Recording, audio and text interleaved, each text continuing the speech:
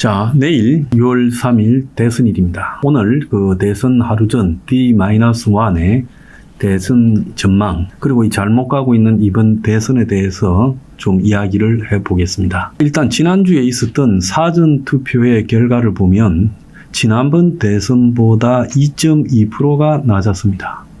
자, 지난번 대선도 결사적인 대선이 아니었어요. 그러지 않습니까? 그래서 지난번에도 뭐 죽기 살기로 붙은 결사적인 대선이라고 보기는 어려웠는데요. 그런데 지난번 대선보다 2.2% 투표율이 낮았습니다. 자, 그런데 호남은 지난 대선 때보다도 투표율이 월등히 높았고 영남은 지난 대선 때보다도 투표율이 또 낮았습니다. 영남에서 낮은 것은 보수의 텃밭이기도 하고 또 한편으로는 보수 진영이 사전 투표를 거부하고 있기 때문에 영남에서 좀 투표율이 낮다, 이렇게 볼 수 있는데요. 근데 이제 PK 같은 경우에는 크게 차이가 나지 않고 있고 TK에도 이재명 지지자가 일정 정도 있는 걸로 봐서 사전 투표율에 대한 불신도 있지만은 영남에서 표가 낮은 것이요.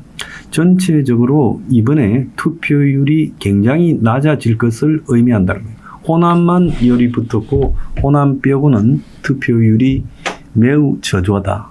그래서 수도권도 뭐 다 마찬가지라는 거죠. 비교적 최근에 있었던 대선 투표율보다 이번에 있었던 투표율이 좀 낮을 것이라고 예측이 됩니다. 자, 지난번에 윤통과 이재명이 붙었을 때 77.1% 투표율, 그리고 문재인과 홍준표가 박근혜 전 대통령 탄핵 이후 붙었을 때 77.2%, 그리고 박근혜 문재인이 둘이 1대1로 붙었을 때 75.8이었습니다. 우리가 기억하기로 박근혜 문재인이 붙었을 때 막판에 엄청나게 투표하러 갔다, 이렇게 생각을 했는데도 그 투표율이요, 그 이후에 있었던 두 번의 투표율보다 낮았습니다. 그래서 제가 볼 때 이번에 투표율은 70% 초중반에 머물 거다. 그래서 지난번 세 번의 대선보다 더 낮은 투표율로 가게 될 거다, 이런 생각이 들어요. 그러면 정치권에서 죽기 살기로 붙고 난리가 나 있는데 왜 국민들의 투표율이 크게 높지 않을 것으로 예상이 되는가? 이 부분에서 지금 이 정치권은 좀 생각을 해볼 필요가 있다고 저는 보고 있습니다. 그래서 선거에 관여되거나 관심이 깊은 쪽에서 보면 국가의 미래를 두고 사활이 걸린 문제라고 이 피를 말리고 있지만은 그렇게 생각하지 않고 있는 국민들도 많다는 거예요. 그래서 이번에 이 한국 대선과 지금 트럼프가 두 번 당선될 때 미국 대선을 좀 비교해 보자면, 트럼프가 당선될 때는 미국의 다수 서민들의 어떤 반란이 일어난 거다, 그렇게 지금 봐야 되는 겁니다. 공화당 내부에서도 반란이 일어났고 본투표에서도 힐러리나 더 나아가서 해리스에 대해서 반란이 일어난 것이다. 그것은 국민들이 왜 반란을 일으켰을까? 그것은 미국 사회를 갖다가 흔들고 있는 서민들의 삶이 갈수록 팍팍해지고 있고 그 서민들의 삶을 누가 위협하는가라는 문제입니다. 마찬가지로 미국만큼 한국의 서민들의 삶도 위협받고 있고 팍팍한데요. 이번에 희한하게도 이런 문제들이 별로 대선 이슈가 되지 못하고 민주당은 내란 세력을 어떻게 척결할 것인가라는 것을 내란 뿌리를 뽑자를 이슈로 내세우고 있고, 국민의힘은 이재명이라는 괴물을 막자, 이걸 갖다가 이슈로 내세우면서 서로 간에 난타전, 그야말로 네거티브 난타전을 벌이고 있습니다. 세 차례 대선 후보 토론을 했지만 거기에서 기억이 나는 것은 이준석이가 이재명의 아들 문제를 매우 말초적으로 표현해서 시끄러워졌다는 것 말고는 토론이 의미 있게 누구에게도 다가가지 않았습니다. 그래서 지금 대선이 그야말로 진흙탕 바닥에서의 개싸움, 미전투구로 가고 있는 부분에 대해서 이것은 따라가고 있는 국민의힘, 김문수 입장에서는 이것은요 매우 잘못됐다고 저는 보고 있어요. 자, 상대가 내란만 언급하고 계엄 탄핵만 언급할 때 한쪽에서는 내란이나 계엄 탄핵에 말려들지 말고 민생에 대해서 이야기를 해야 됐다. 또 안보도 좀 섞어야 됐다. 저는 그렇게 생각을 합니다. 그런데 민생에 대한 이야기들이 공약에서도 제대로 나오지 않고 토론에서도 제대로 나오지 않았어요. 그리고 그것이요 또 뉴스에서도 본질적인 이슈가 되지 못하고 있어요.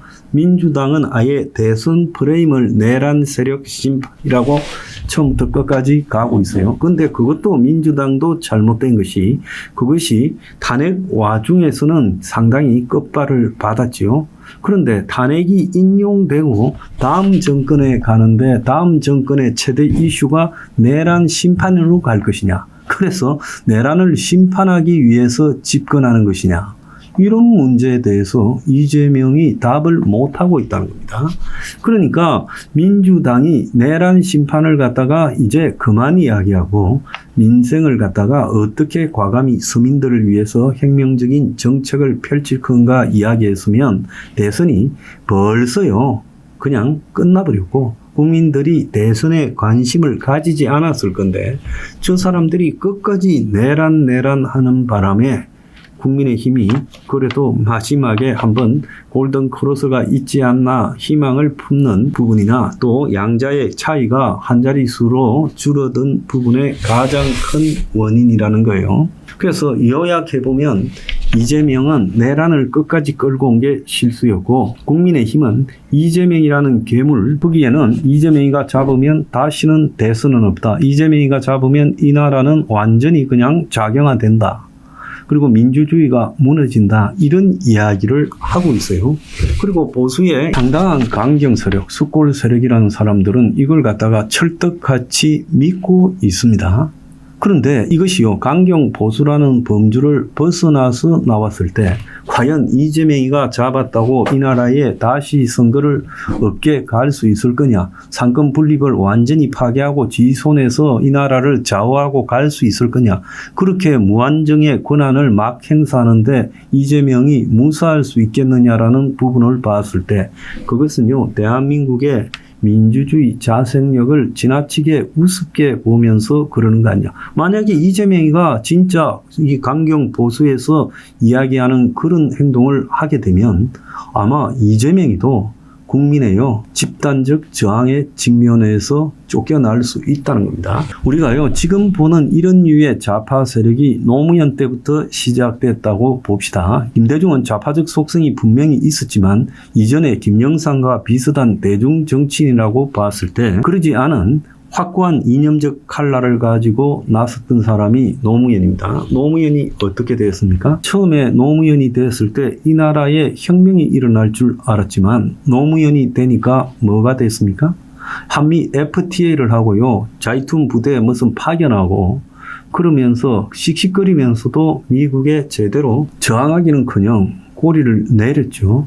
그리고 더 나아가서 기득권 보수 진영에서나 할 법한 부동산 투기 사회를 만들었습니다. 골프장을 전국에 2배를 늘려주고 엄청난 토지 보상 수용금을 갖다가 이렇게 내게 하고요.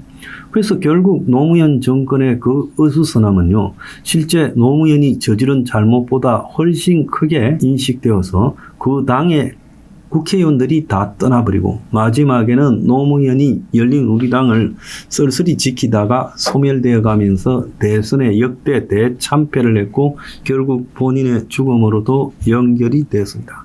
문재인 때도 마찬가지입니다. 문재인이 되면 노무현이보다 더한 좌파 부분을 할 거라고 했지만 굉장히 어수선함을 일으키면서 정권 재창출에 실패했지요.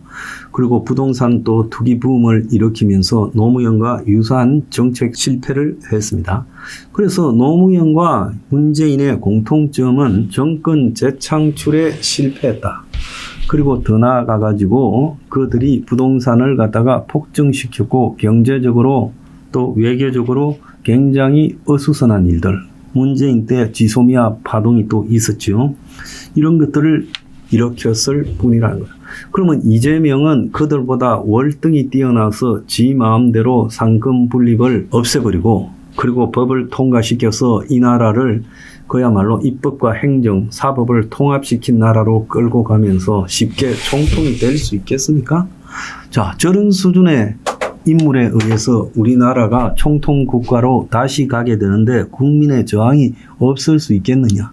이런 부분들을 생각해 봤을 때 그것 또한 과대평가된 부분이다라고 저는 보고 있습니다. 그래서 국민의힘은요, 자기들과 똑같은 생각을 하는 사람들을 상대로 이 선거 이슈를 제기하기보다는 과거에는 자기 편을 들었지만은 지금 자기 편에서 도망간 사람들, 그러니까 중도 중에서 이재명이 싫은 사람, 그리고 온건하고 합리적이면서 현재 국민의힘이나 강경 보수 수권에 대해서 거부감을 가지고 있는 사람, 그런 사람들 표를 얻기 위해서 국민의힘의 정책 이슈가요, 반 이재명을 넘어섰어야 된다. 저는 그런 생각을 하고 있어요. 그런데 그런 부분을 국민의힘은 제대로 이끌지 못했어요.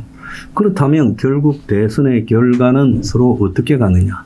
지금까지의 추세에서 막판에 난투극이 심해지고 있으니까 2부에서 소개하겠습니다만은 그 난투극 결과 결국은 조금 더 좁혀진 수준에서 끝날 가능성이 농후하고 대선 투표율이 한쪽을 승리시키기 위해서 집단적으로 투표하러 몰려가는 행태가 나타나지 않을 수 있다는 거예요.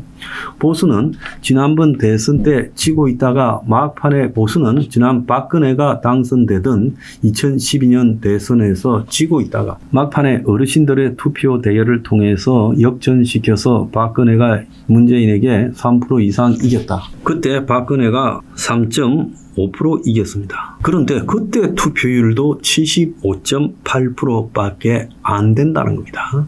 박근혜 이후에 일방적인 문재인 승리가 확정되다시피 예측되고 보수는 분열됐을 때 그때가 77.2로 지난번에 윤석열과 이재명보다도 더 높았다는 거예요. 그래서 이번에 대선 투표율이 높을 만한 어떤 이유가 크게 없다라는 겁니다. 그렇기 때문에 지금 투표율이 갈수록 낮아지고 있는 현실, 그리고 각자가 자신들에게 기울어진 나머지 대중에게 던질 수 있는 메시지, 이런 것들이 없고요. 또 더 나아가서 각자가 이번 대선을 임하는 메인 블록은 내란 세력 심판, 반 이재명 막자 전략이 상당히 잘못됐어요. 둘 중에요, 하나라도 바로 됐으면 바로 된 적이 이겼을 거예요. 근데 둘 다 잘못됐기 때문에 본질적으로 역전을 할 수 있는 힘이 지금 빠져 있는 상태라는 겁니다. 그래서 지금 막판에 국민의힘이 그래도 한 자릿수 안으로 많이 좁혀져 들어간 것도 상대가 이재명이라는